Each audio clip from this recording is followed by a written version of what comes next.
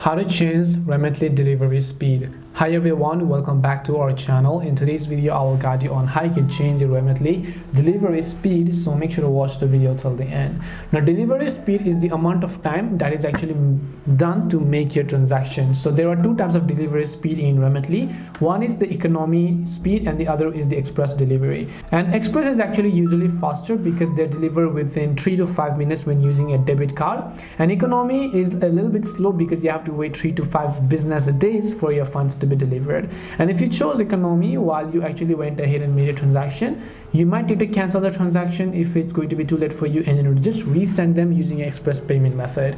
To do this, all you have to do is open Remitly here. Once you open Remitly, I want you to log into your account. Then I'll just want you to tap on the transfer option, which is at the bottom of the screen, or you can just basically also tap on the get started button. As you can clearly see here, tap on get started button. Now, once you tap on the get started button that you can see over here, what you want to do is on the next page, you can just tap on continue sending option. And then what you want to do is over here, you can see a payment method or a sending method that is called express, or maybe sometimes also known as economy.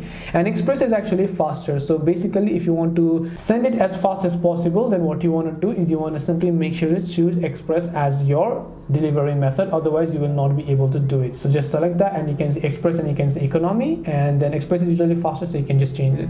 This is how you can change the Remitly delivery speed. Hope this video was helpful, and if it did help you, make sure to leave a like and subscribe to our channel. And if you have got any more questions, feel free to leave them down. Thank you for watching till the end, and see you in the next video.